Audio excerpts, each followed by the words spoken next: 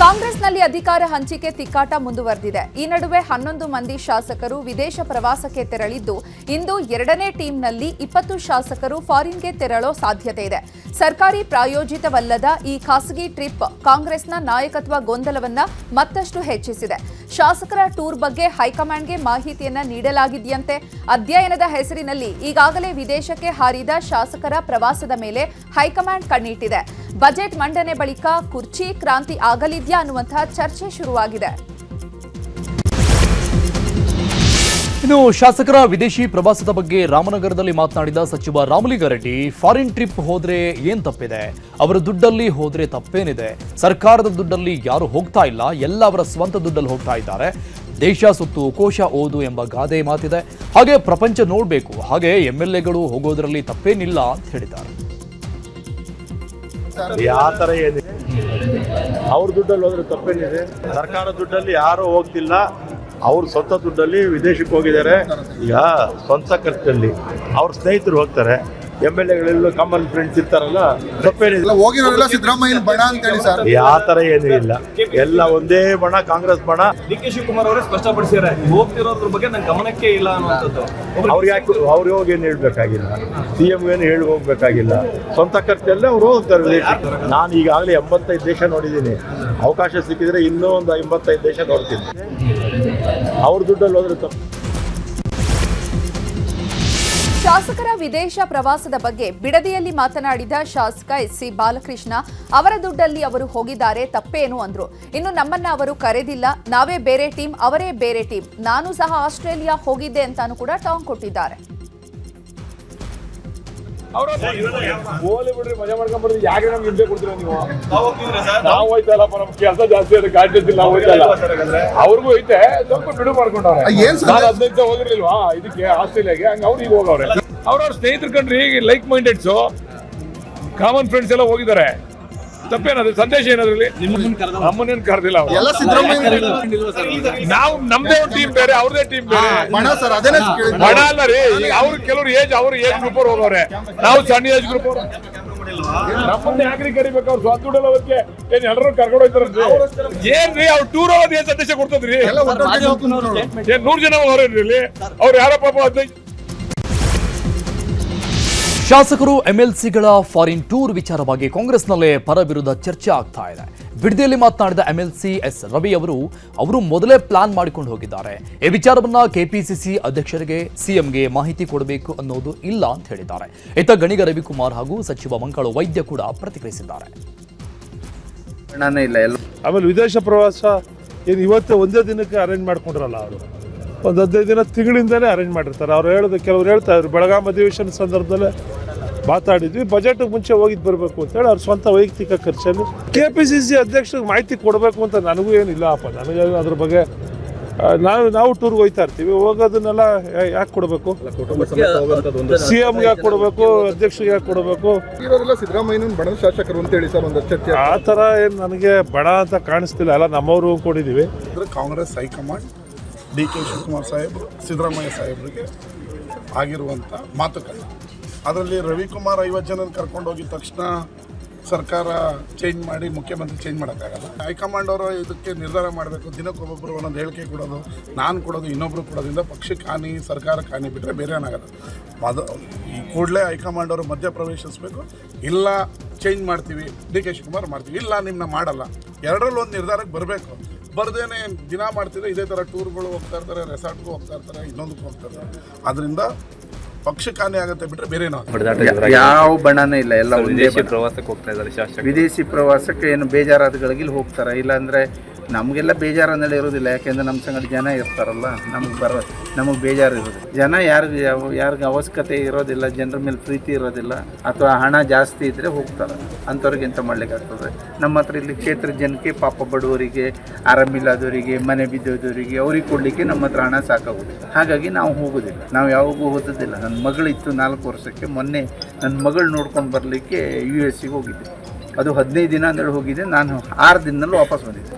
ಆಯ್ತು, ನಮ್ದು ಯಾವುದು ಟೂರ್ ಇಲ್ಲ, ಯಾವ ಬಣನೂ ಇಲ್ಲ, ಒಂದೇ ಕಾಂಗ್ರೆಸ್ ಬಣ. ಕಾಂಗ್ರೆಸ್ ಶಾಸಕರ ಫಾರಿನ್ ಟೂರ್ ವಿಚಾರವಾಗಿ ವಿಪಕ್ಷ ನಾಯಕ ಅಶೋಕ್ ವಾಗ್ದಾಳಿ ನಡೆಸಿದ್ದಾರೆ. ವಿಧಾನಸೌಧದಲ್ಲಿ ಮಾತನಾಡಿದ ಅವರು, ಶಾಸಕರು ಮೋಜಿ ಮಸ್ತು ಮಾಡಲು ಆಸ್ಟ್ರೇಲಿಯಾ, ನ್ಯೂಜಿಲೆಂಡ್ಗೆ ಹೋಗಿದ್ದಾರೆ.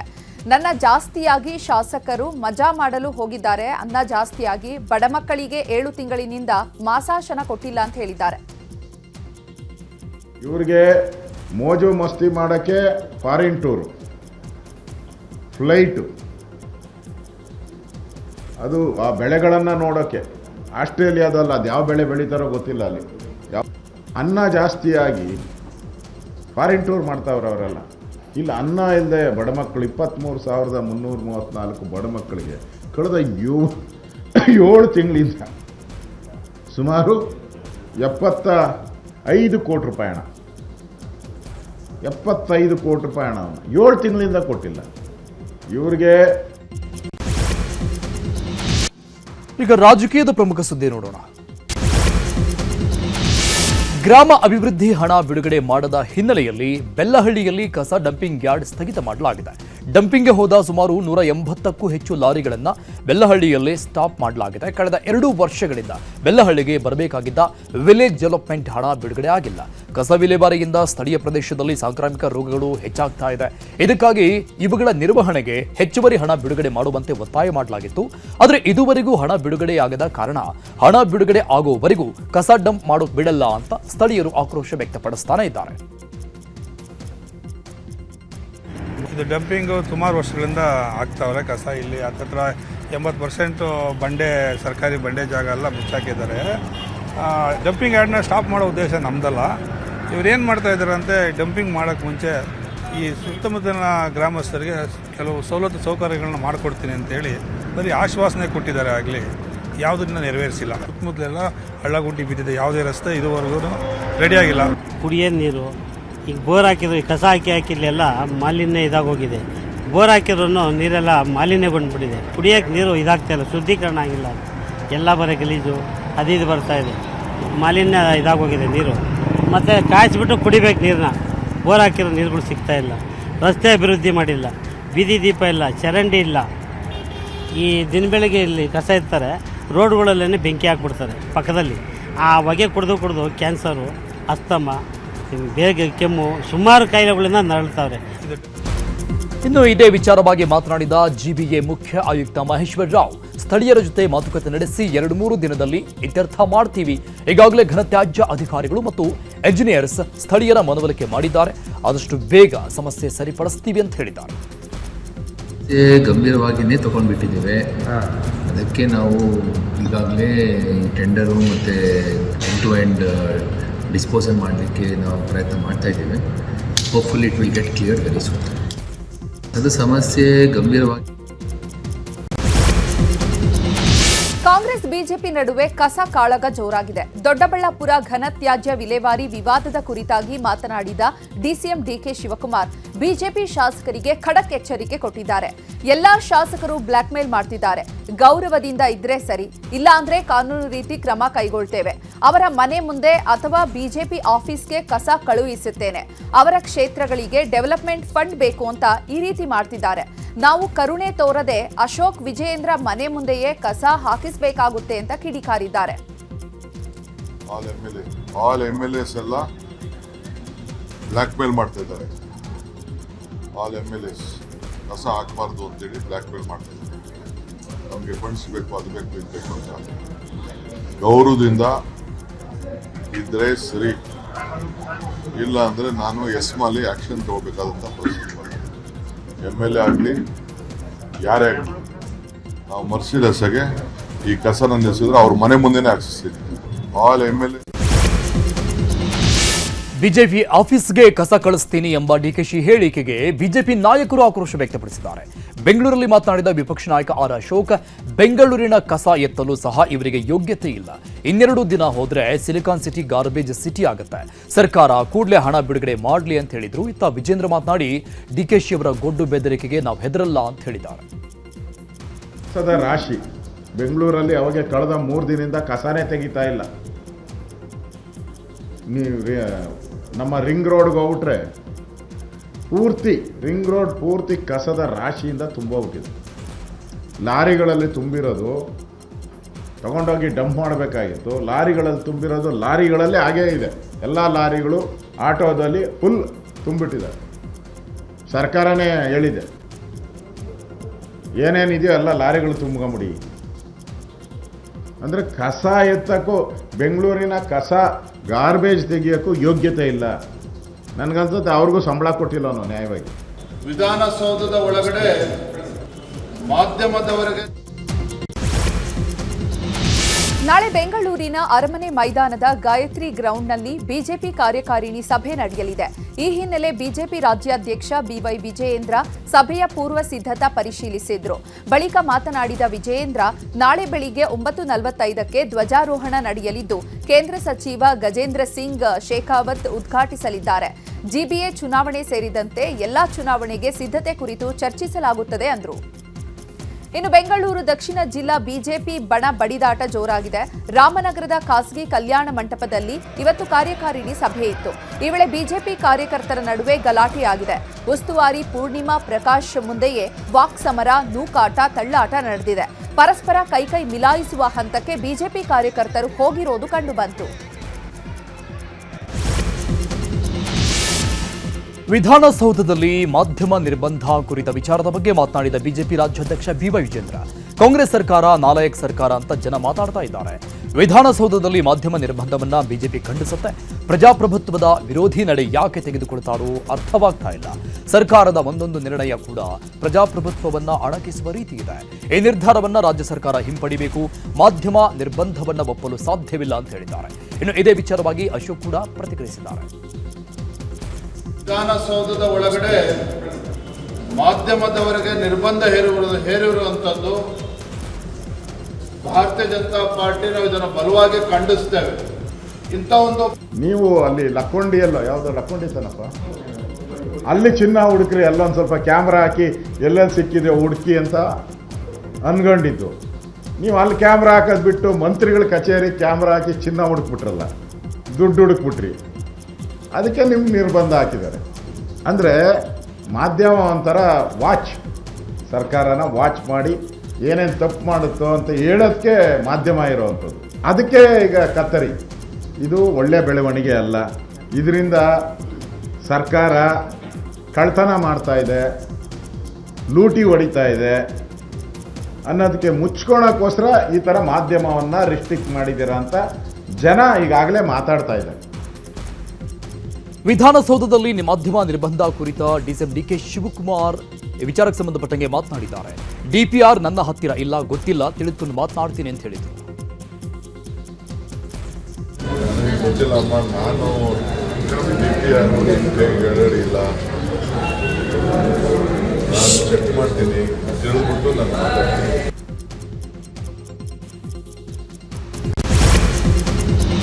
ಪಕ್ಷ ವಿರೋಧಿ ಚಟುವಟಿಕೆಯ ಹಿನ್ನೆಲೆ ಬೆಂಗಳೂರು ದಕ್ಷಿಣ ಜಿಲ್ಲೆ ಮಾಗಡಿ ಪುರಸಭೆಯ 4 ಜೆಡಿಎಸ್ ಸದಸ್ಯರ ಸದಸ್ಯತ್ವ ಅನರ್ಹವಾಗಿದೆ.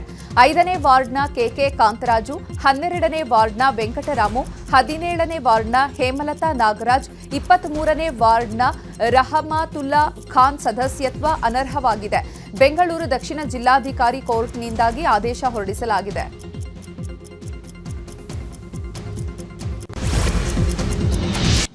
ಈಗ ಕ್ರೈಮ್ ಸುದ್ದಿ ನೋಡೋಣ. ಪತ್ನಿ ಕೊಲೆ ಮಾಡಿದ ಪತಿ ಮನೆ ಆವರಣದಲ್ಲೇ ಶವ ಹೂತು ಹಾಕಿರುವ ಘಟನೆ ವಿಜಯಪುರ ಜಿಲ್ಲೆಯ ದೇವರಹಿಪ್ಪರಗಿ ಪಟ್ಟಣದಲ್ಲಿ ನಡೆದಿದೆ. ಸರೋಜಿನಿ ರತ್ನಾಕರ್ ಹಾಗೂ ಪತಿ ಪ್ರಭು ರತ್ನಾಕರ್ ನಡುವೆ ಸಾಲದ ವಿಷಯವಾಗಿ ಜಗಳ ಆಗಿತ್ತು. ಜನವರಿ 24ರಂದು ಪತ್ನಿ ಸರೋಜಿನಿ ತಲೆಗೆ ಕಬ್ಬಿಣದ ರಾಡ್ನಿಂದ ಹೊಡೆದು ಕೊಲೆ ಮಾಡಿದ್ದಾನೆ. ನಂತರ ಮನೆ ಆವರಣದಲ್ಲೇ ಪತಿ ಪ್ರಭು ಶವ ಹೂತು ಹಾಕಿ ಮಿಸ್ಸಿಂಗ್ ಕಂಪ್ಲೇಂಟ್ ಕೊಟ್ಟಿದ್ದ. ತನಿಖೆ ಕೈಗೊಂಡ ಪೊಲೀಸರು 24 ದಿನಗಳ ನಂತರ ಕೊಲೆ ಪ್ರಕರಣವನ್ನು ಭೇದಿಸಿದ್ದಾರೆ. ನಿವೃತ್ತ ಇಸ್ರೋ ಉದ್ಯೋಗಿಯಾಗಿದ್ದಂಥ ನಾಗೇಶ್ವರ ರಾವ್ ತನ್ನ ಪತ್ನಿಯನ್ನ ಕೊಲೆ ಮಾಡಿರುವಂತಹ ಘಟನೆ ಬೆಂಗಳೂರು ಆವಲಹಳ್ಳಿ ಪೊಲೀಸ್ ಠಾಣಾ ವ್ಯಾಪ್ತಿಯ ಅಪಾರ್ಟ್ಮೆಂಟ್ನಲ್ಲಿ ನಡೆದಿದೆ. ಸಂಧ್ಯಾಶ್ರೀ ಕೊಲೆಯಾದ ಮಹಿಳೆಯಾಗಿದ್ದಾರೆ. ಟವೆಲ್ನಿಂದ ಕತ್ತು ಬಿಗಿದು ಕೊಲೆ ಮಾಡಿದ್ದು ಸ್ಥಳಕ್ಕೆ ಆವಲಹಳ್ಳಿ ಪೊಲೀಸರು ಭೇಟಿ ನೀಡಿ ಪರಿಶೀಲನೆ ನಡೆಸಿದ್ದಾರೆ. ಇನ್ನು ವಿಚಾರಣೆಯ ವೇಳೆ ಪತ್ನಿಯೇ ಟವೆಲ್ನಿಂದ ತನ್ನನ್ನ ಕೊಲೆ ಮಾಡಲು ಬಂದಳು, ಆದ್ದರಿಂದ ತಾನು ಕೊಲೆ ಮಾಡಿದೆ ಅಂತ ಆರೋಪಿ ನಾಗೇಶ್ವರ ರಾವ್ ಹೇಳಿದ್ದಾರೆ. ವೇತನ ಪರಿಷ್ಕರಣೆ ಕುರಿತು ನಾಳೆ ಸಾರಿಗೆ ನೌಕರರಿಂದ ಬೆಂಗಳೂರು ಚಲೋ ಇತ್ತು. ಇದರ ಜೊತೆ ಕರಪತ್ರ ಹಂಚಿಕೆ ಮಾಡಿ ಪ್ರತಿಭಟನೆಗೆ ಭಾಗಿಯಾಗುವಂತೆ ಇವತ್ತು ಜಂಟಿ ಕ್ರಿಯಾ ಸಮಿತಿ ಮುಖಂಡರು ಮನವಿ ಮಾಡಿದ್ರು. ಆದರೆ ಸಾರಿಗೆ ನೌಕರರ ಹೋರಾಟಕ್ಕೂ ಮುನ್ನವೇ ಎಚ್ಚೆತ್ತ ಸರ್ಕಾರ ವೇತನ ಪರಿಷ್ಕರಣೆಗೆ ಚಿಂತನೆ ನಡೆಸಿದೆ. ಸಾರಿಗೆ ಇಲಾಖೆಯ ಅಧಿಕಾರಿಗಳು ಇವತ್ತು ಸಿಎಂ ಹಾಗೂ ಆರ್ಥಿಕ ಇಲಾಖೆಯ ಅಧಿಕಾರಿಗಳ ಜೊತೆ ಸಭೆ ನಡೆಸಿದರು. ಅಂತಿಮವಾಗಿ ವೇತನ ಪರಿಷ್ಕರಿಸುವ ಬಗ್ಗೆ ಚರ್ಚೆ ನಡೆಸಿದೆಯಂತೆ. ನ್ಯೂಸ್ 18ಗೆ ಸರ್ಕಾರದ ಉನ್ನತ ಮೂಲಗಳಿಂದ ಈ ಮಾಹಿತಿ ಲಭ್ಯ ಆಗಿದೆ. ಬೆಂಗಳೂರಿನ ಹೋಟೆಲ್ನಲ್ಲಿ ಕೊಳೆತ ಚಿಕನ್ ಬಳಕೆ ಮಾಡಿರುವುದು ಜಿಬಿಎ ಆರೋಗ್ಯ ಇಲಾಖೆ ಅಧಿಕಾರಿಗಳ ಪರಿಶೀಲನೆಯ ವೇಳೆ ಬೆಳಕಿಗೆ ಬಂದಿದೆ. ಜಯನಗರದ ವ್ಯಾಪ್ತಿಯ ತಿಲಕ್ ನಗರದ ಸ್ಟಾರ್ ಬಿರಿಯಾನಿ ಹೋಟೆಲ್ ಫ್ರೀಜರ್ನಲ್ಲಿ ಕೊಳೆತು ನಾರ್ತಾ ಇದ್ದಂತಹ ಚಿಕನ್ ಇಟ್ಟಿದ್ದಾರೆ. ಬೆಂಗಳೂರು ದಕ್ಷಿಣ ಪಾಲಿಕೆ ಅಧಿಕಾರಿಗಳ ಪರಿಶೀಲನೆಯ ವೇಳೆ ಈ ಘಟನೆ ಬೆಳಕಿಗೆ ಬಂದಿದೆ. ಹೋಟೆಲ್ನಲ್ಲಿ ಕೊಳೆತ ಮಾಂಸ ಬಳಕೆಯ ಆರೋಪದ ಹಿನ್ನೆಲೆ ಜಿಬಿಎ ಅಧಿಕಾರಿಗಳು 1 ಲಕ್ಷ ದಂಡ ವಿಧಿಸಿ ಕಾನೂನು ಕ್ರಮ ತೆಗೆದುಕೊಂಡಿದ್ದಾರೆ. ವಿಚಿತ್ರ ವಾಮಾಚಾರಕ್ಕೆ ಗ್ರಾಮಸ್ಥರು ಬೆಚ್ಚಿ ಬಿದ್ದಿರುವ ಘಟನೆ ಗದಗ ಜಿಲ್ಲೆಯ ಮುಂಡರಗಿ ಹುಡ್ಕೋ ಕಾಲೋನಿಯಲ್ಲಿ ನಡೆದಿದೆ. ಹುಡ್ಕೋ ಕಾಲೋನಿಯ ಬಸ್ ನಿಲ್ದಾಣದಲ್ಲಿ ವಾಮಾಚಾರ ಮಾಡಲಾಗಿದೆ. ಹೋದ ವರ್ಷ ನಾನು ಬಯಸಿದ್ದು ಸಿಕ್ಕಲಿಲ್ಲ, ಆದರೆ ಈ ವರ್ಷ ತಗೊಳ್ಳದೆ ಬಿಡಲ್ಲ ಅಂತ ನಕ್ಷತ್ರ ಆಕಾರದಲ್ಲಿ ಮಂಡಲ ರಚನೆ ಮಾಡಿ ಕಪ್ಪು ಬಣ್ಣದ ಗೊಂಬೆ, ಮೊಟ್ಟೆ, ಎಲೆ ಅಡಿಕೆ, ನಿಂಬೆಹಣ್ಣು ಇಟ್ಟು ವಾಮಾಚಾರ ಮಾಡಲಾಗಿದೆ. ಸದ್ಯ ಇದನ್ನು ಕಂಡ ಸ್ಥಳೀಯರು ಹೆದರಿದ್ದು ಕೂಡಲೇ ಆರೋಪಿಗಳನ್ನು ಬಂಧನ ಮಾಡಬೇಕು ಅಂತ ಒತ್ತಾಯಿಸಿದ್ದಾರೆ. ಕೋಲಾರ ಜಿಲ್ಲಾಸ್ಪತ್ರೆಯಲ್ಲಿ ಸಿಟಿ ಸ್ಕ್ಯಾನ್ ಮತ್ತು ಎಂಆರ್ಐ ಸ್ಕ್ಯಾನ್ ಬಂದ್ ಮಾಡಿರೋದ್ರಿಂದ ರೋಗಿಗಳು ಪರದಾಡಿದ್ದಾರೆ. ಯಾವುದೇ ಮಾಹಿತಿಯನ್ನು ನೀಡದೆ ಏಕಾಏಕಿ ಸ್ಕ್ಯಾನಿಂಗ್ ವಿಭಾಗವನ್ನ ಬಂದ್ ಮಾಡಿದ್ದಾರೆ. ಕ್ರೆಸ್ನಾ ಡಯಾಗ್ನಾಸ್ಟಿಕ್ ಎನ್ನುವಂತಹ ಖಾಸಗಿ ಸಂಸ್ಥೆ CT scan and MRI scan ನಿರ್ವಹಣೆ ಮಾಡ್ತಾ ಇದೆ. ಆದರೆ ಇದ್ದಕ್ಕಿದ್ದಂತೆ ಆಸ್ಪತ್ರೆ ಅಧಿಕಾರಿಗಳಿಗೂ ಕೂಡ ಮಾಹಿತಿಯನ್ನು ನೀಡದೆ ಸ್ಕ್ಯಾನಿಂಗ್ ಸೌಲಭ್ಯವನ್ನು ಬಂದ್ ಮಾಡಿದ್ದಾರೆ. ಇನ್ನು ರಾಜ್ಯದಾದ್ಯಂತ ಆರೋಗ್ಯ ಇಲಾಖೆ 140 ಕೋಟಿ ಬಿಲ್ ಬಾಕಿ ಉಳಿಸಿಕೊಂಡಿರುವ ಆರೋಪ ಕೂಡ ಇದ್ದು, ಏಕಾಏಕಿ ಸ್ಕ್ಯಾನಿಂಗ್ ನಿಲ್ಲಿಸಿರೋದ್ರಿಂದ ರೋಗಿಗಳು ಪರದಾಡ್ತಾ ಇದ್ದು ಆಸ್ಪತ್ರೆ ವಿರುದ್ಧ ಆಕ್ರೋಶ ವ್ಯಕ್ತಪಡಿಸಿದ್ದಾರೆ. ವಂದೇ ಮಾತರಂ ಗೀತೆಗೆ 150 ವರ್ಷ ಪೂರ್ಣವಾದ ಹಿನ್ನೆಲೆಯಲ್ಲಿ ದೇಶದ ಕರಾವಳಿ ಭಾಗದಲ್ಲಿ ಸಿಐಎಸ್ಎಫ್ ಸಿಬ್ಬಂದಿ ಸೈಕ್ಲೋಥಾನ್ ನಡೆಸಿದ್ದಾರೆ. ಸುರಕ್ಷತೆ ತಟ ಸಮೃದ್ಧ ಭಾರತ ಘೋಷಣೆಯಡಿಯಲ್ಲಿ ಕೆಲ ದಿನಗಳಿಂದ ಪಶ್ಚಿಮ ಕರಾವಳಿಯಲ್ಲಿ ಸೈಕ್ಲೋಥಾನ್ ನಡೆಸಲಾಗ್ತಾ ಇದೆ. ಜನವರಿ 26ರಂದು ಗುಜರಾತ್ನ ಲಖಪತ್ ಕೋಟೆಯಿಂದ 50 ಮಹಿಳಾ ಯೋಧರು ಸೇರಿದಂತೆ ಸುಮಾರು 120 ಯೋಧರು ಸೈಕಲ್ ರ್ಯಾಲಿ ಆರಂಭಿಸಿದ್ದಾರೆ. ಈಗಾಗಲೇ ಮಹಾರಾಷ್ಟ್ರ, ಗೋವಾ ಮೂಲಕ ಕರ್ನಾಟಕ ಪ್ರವೇಶಿಸಿದ್ದಾರೆ.